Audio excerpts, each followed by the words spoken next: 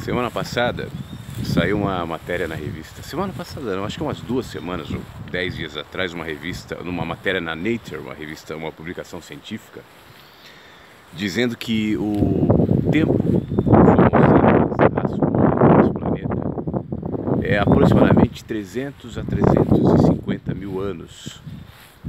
Até então, o consenso era de 200 mil anos. Então, aumentamos significativamente a perspectiva da existência da nossa raça, que é muito tempo, né? E aí eu fico pensando nesses, vamos admitir, 300 mil anos, quanto pensamento já foi produzido, quantas ideias já foram colocadas. Nós temos acesso a muitas delas a partir da história, dos livros, mas quantas outras a gente não sabe, né? Quantas ideias incríveis, quantos insights, quanto já foi falado, quanto já foi produzido pela mente humana. A filosofia tem os seus heróis. Então nós elegemos os europeus, os alemães, né? Ou os gregos, enfim, ou os filósofos orientais, e usamos como referência, como marco. A gente vai discutir filosofia, então a gente fala, olha, segundo o pensamento do fulano, a ideia do cicrano, esse ou aquele chegou a essa conclusão. Fazem sentido.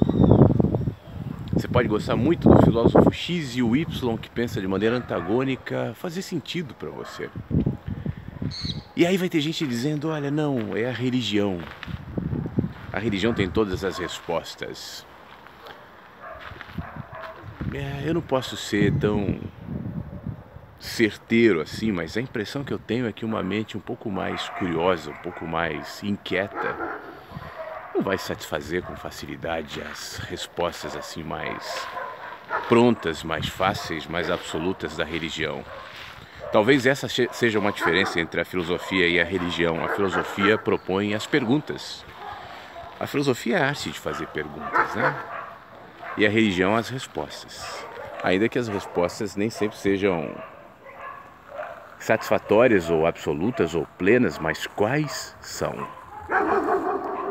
O que eu estou querendo dizer aqui nesse papo contigo é que, apesar dos 300 mil anos de seres humanos aqui nesse planeta, apesar das tantas vozes, das tantas ideias, dos tantos ruídos, das tantas filosofias e tudo mais, a gente ainda está fazendo as mesmas perguntas. Qual o sentido da vida? Por que nós viemos aqui? Para onde nós vamos? Qual é o sentido das coisas? E o que nós estamos buscando, no fundo, seja na filosofia, seja na religião, seja no consumo, seja nas relações, seja no entretenimento, seja nas distrações de maneira geral, é sentido. Será que, apesar de tantas voltas, tantas viagens, tantas ideias, tantas questões antagônicas, paradoxais, profundas, será que não nos falta perceber que o sentido da vida já está na vida?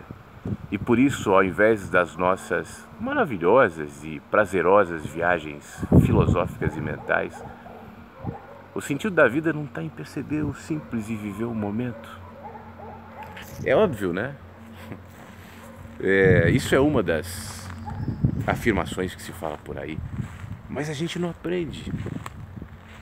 Talvez o sentido da vida esteja em cada momento, porque a vida tem muitos sentidos e cada momento potencialmente é pleno de sentido. Se eu não estou nesse momento, e se eu não percebo, e se eu não valorizo, o sentido escoa, e então eu continuo a minha procura. Talvez o sentido da procura seja parar de procurar. Talvez o sentido da vida seja experimentá-la. Só isso. Por mais que essa experiência para mim seja uma e para você seja absolutamente outra. Por que a tua experiência tem que ser igual à minha? Por que o teu sentido tem que ser igual ao meu? Por que a tua verdade tem que ser igual à minha? Eu já disse algumas vezes aqui, eu acredito sim que há um absoluto, que há uma verdade, que há um sentido. Eu não estou relativizando nada, mas eu não me sinto em condições de definir qual é esse absoluto. A minha percepção é relativa porque eu sou relativo. A minha percepção é parcial porque eu estou contingenciado à minha história, às minhas experiências. Agora, por exemplo, eu não preciso dizer que está um baita frio aqui, né? No sul do Rio Grande do Sul, onde eu estou hoje. A minha experiência parte desse olhar de um dia nublado, úmido, frio. Se tivesse calor, sol, a minha experiência com o dia seria outra. É limitada, é condicionada. Então eu não tenho nenhuma condição de definir absolutos, já que assim experimentarei o absoluto fragmentado em cada experiência da vida. E aprenderei. Eu ainda estou nesse aprendizado, eu não aprendi isso, mas talvez eu aprenda um dia a parar de buscar, né? De querer respostas e de pensar demais. É viver o momento. O sentido da vida na vida. O sentido da busca, parar de buscar. É viver. E encontrar em cada sentido, em cada significado, em cada minuto, em cada experiência da vida, por menor que seja, o sentido da vida. O sentido da vida para mim está aqui, agora. E para você? Onde é que está agora o sentido da tua vida? De sentido em sentido, de movimento em movimento, de experiência em experiência, por menor que seja.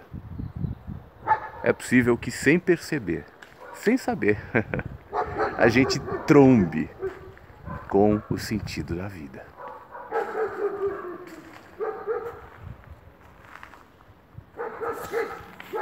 Fica bem. Tchau.